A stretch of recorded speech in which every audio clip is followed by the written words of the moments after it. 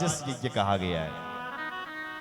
राजस उसने भागवत कथा करवाई, हम उनसे बड़ी करवाएंगे।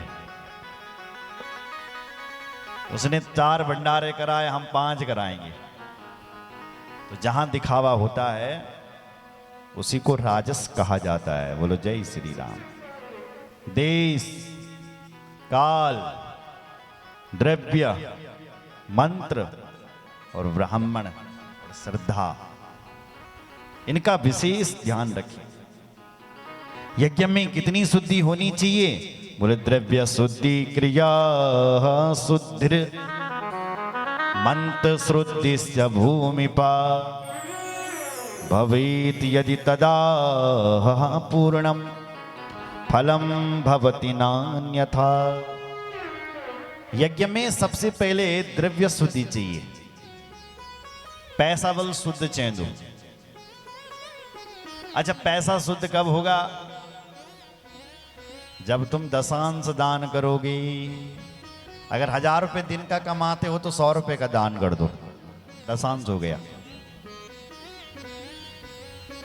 उसमें से 100 रोज दान के लिए।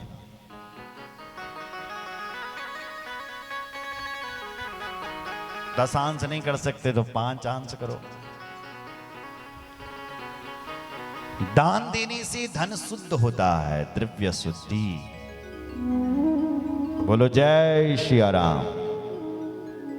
दूसरी बात क्रिया शुद्धि। हवन में जो आप क्रिया कर रहे हो वो भी शुद्ध होनी चाहिए। तीसरी मंत्र शुद्धि, मंत्र भी शुद्ध चाहिए। चौथी भूमि शुद्धि, भूमि को गाय के गोबर से लेप करके वो शुद्ध हो जाती है, तब यज्ञ का पूरा फल मिलता है। बोलो जय श्री राम। जोर से बोलो। ये यज्ञ सबसे पहले किसने किया? बोले भगवान नारायण ने ये यज्ञ किया। जब भगवती लक्ष्मी समुद्र से प्रकट हुई थी। देखो भाई, यज्ञ अकेला नहीं होता है, पति पत्नी मिलकर के बैठे तब यज्ञ होता है। तो भगवान ने लक्ष्मी के साथ बैठ करके ये यज्ञ किया। एकस्मिन् समये विष्णुर वैकुंठे संस्थिता पुरा सुधा सिंधु स्थितम द्वीपम सस्मार मंडितम। भगवान ने लक्ष्मी को अपने साथ में बिठा करके सुंदर सा यज्ञ करवाया। बोलो जय श्री राम। मंडपम विततम तत्र कारयामास शिल्पी भी, शिल्पियों द्वारा मंडप बनाया गया। वेद पाठी ब्राह्मणों को बुलाया गया। अग्निदेव की स्थापना की गई। मंत्रों द्वारा अग्नि को प्रज्वलित किया गया और फिर यज्ञ होना शुरू हो गया। महाराज, देवी का 9 दिनों का यज्ञ होगा और अष्टमी के दिन मां भगवती अंबर आकाश में प्रकट हो गई है। बोलो जगदम्बा मैया की जय। बोलो जगदम्बा मैया की जय। आकाशवाणी होने लग गई है। आकाश से मां ने कहा, हे नारायण, मैं तुम्हारे इस यज्ञ से बहुत प्रसन्न हूं।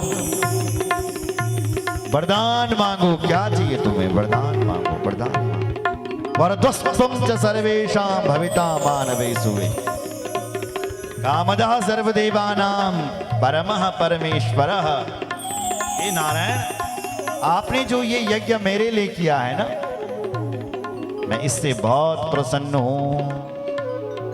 मांगिए, आपको क्या चाहिए? क्या चाहिए? क्या चाहिए? भगवान बोले, मां,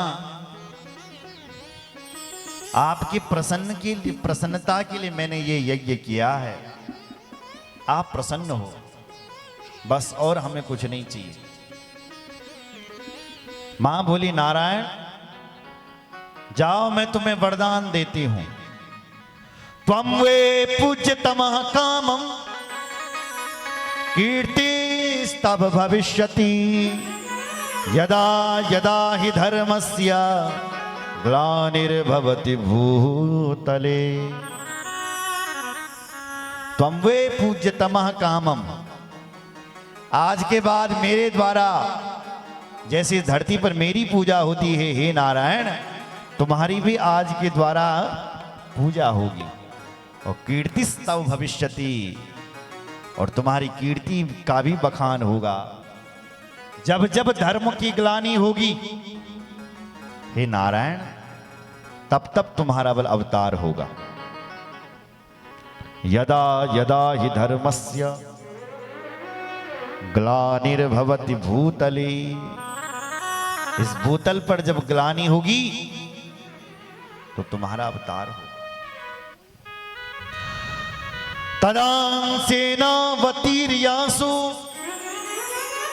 कर्तव्यं धर्म रक्षणम् अवतारासु विख्याता पृथिव्यां तब भागस।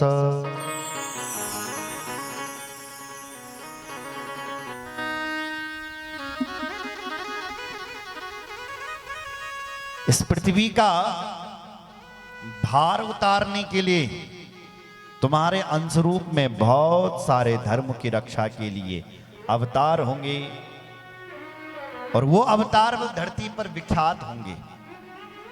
अवतारा सुविख्यात।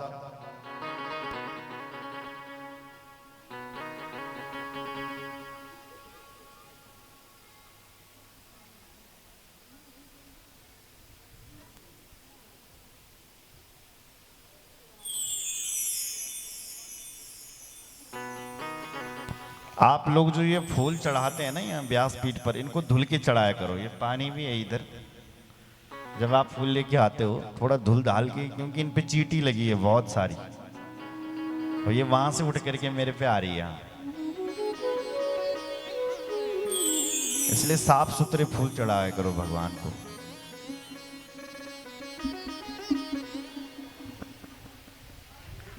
बोलो रामचंद्र भगवान की जय। देवी मां कह रही है तुम्हारे अवतारों का सुविख्यात होगा। अवतारा सुविख्याता पृथिव्यां तब भागशः। पृथ्वी पर तुम्हारे ये अवतार विख्यात होंगे। भविष्यति धरायां वे माननीय महात्मना अवतारेषु सर्वेषु नाना योनिषु माधव। हे माधव, धरती पर तुम्हारे बहुत सारे अवतार होंगे। अवतारेषु सर्वेषु नाना योनिषु माधव। बहुत अवतार होंगे बोल तुम्हारे। विख्याता सर्वलोकीषु भविता मधुसूदन अवतारेषु सर्वेषु शक्तिस्ते सहचारिणी। जब तुम्हारे अवतार होंगे तो मेरी शक्ति भी तुम्हारे साथ अवतार लेगी। शक्तिस्ते सहचारिणी, तुम्हारी सहचारिणी शक्ति बनकर के मैं भी बल प्रकट होंगी। जब तुम राम बनकर के आओगे ना प्रभु, तो मैं सीता बनकर के प्रकट हो जाऊंगी। तुम कृष्ण बनकर के आओगे तो मैं राधा जी बनकर के प्रकट हो जाऊंगी। तुम नारायण बनकर के आओगे तो मैं नारायणी बनकर के प्रकट हो जाऊंगी। तुम बाराह बनकर के आओगे तो मैं बाराही बनकर के प्रकट हो जाऊंगी। देखो, ये अंबा यज्ञ, जो यज्ञ आप करवा रहे हैं, इसी को अंबा यज्ञ कहते हैं। और ये यज्ञ भगवान नारायण ने पहली बार किया तो देवी ने उनको वरदान दिया कि तुम्हारे धरती पर अवतार होंगे। अवतारेषु सर्वेषु शक्तिस्ते सहचारिणी। मेरी शक्ति सहचारिणी बनकर के आपका सहयोग करने के लिए आपके साथ बल अवतरित होगी। बोलो जय श्री राम।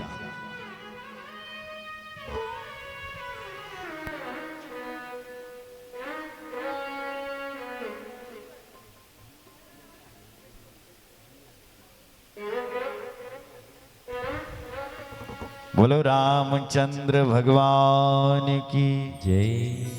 हर हर महादेव। आपने शिव पुराण सुना। नारायण भगवान ने शिव जी की पूजा करी। शिव जी ने भी तो वरदान दिए कि नारायण भगवान आप मेरी पूजा कर रहे हैं, वो भी शिवरात्रि के दिन। आज मैं तुम्हें वरदान देता हूं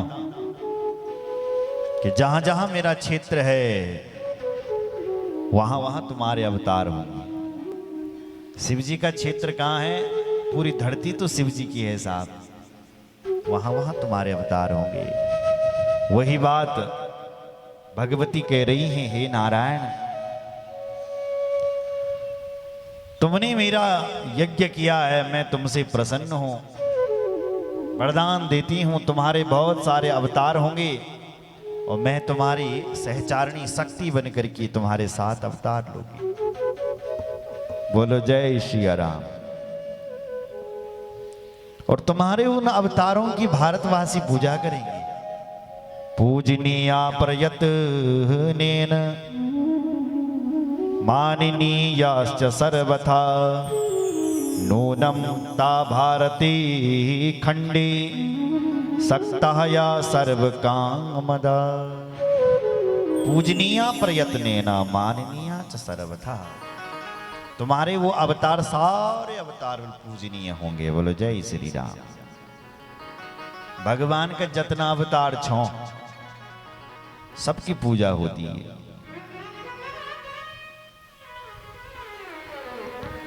नूनमता भारती खंडे सक्तया सर्व कामदा। भारतवर्ष में तुम्हारे ये अवतार होंगे। बोलो जय श्री राम। अच्छा, आप सोच रहे अमेरिका में भगवान का अवतार क्यों नहीं होता? ऐसा क्यों लिखा है कि भारत में ही होगा? लंदन में क्यों नहीं हुआ भगवान का अवतार? ये भारत की भूमि क्या है? बोले देखो भाई, ये जो भारत की भूमि है ना, ये भगवान का हृदय है। क्या है? हृदय। ये तुम्हारा पूरा शरीर है। मेरी तरफ देखो, ये पूरा शरीर है आपका। अगर इस शरीर से यदि हाथ टूट गए तो शरीर जिंदा रहेगा, आंख फूट गए शरीर जिंदा रहेगा, कान फूट गया शरीर जिंदा रहेगा। पर यदि हृदय की धड़कन बंद हो गई तो क्या शरीर रहेगा? फिर गोविंदाय नमो नमः। उसी प्रकार ये सारा विश्व भगवान का एक शरीर है। पर लेकिन जो ये भारत की भूमि है, ये भगवान का हृदय है। क्या है? हृदय। और यदि हृदय की धड़कन बंद हो जाती तो गोविंदाय नमो नमः। इसलिए ये भारत की भूमि भगवान का हृदय है। इसलिए यहाँ सारे अवतार यहाँ होते हैं और सबसे ज्यादा पूजा पाठ भी यहीं होती है। जिस दिन भारत की भूमि से पूजा पाठ होना बंद हो गया, उस दिन समझ लेना कि हृदय की, भगवान की हृदय की धड़कन रुक गई। सुन रहा है? बोलो जय श्री राम। इसलिए हम भारतीय हैं, आपको गर्व होना चाहिए कि हमने भारत की भूमि पर जन्म लिया है। और भारत की भूमि में भी, उत्तराखंड में, देवभूमि में, देवभूमि के लोगों को तो कभी बुखार नहीं आता था साहब। अब लोगों का खाना पीना अच्छा नहीं है। हर सब्जी में, हर टमाटर में केमिकल,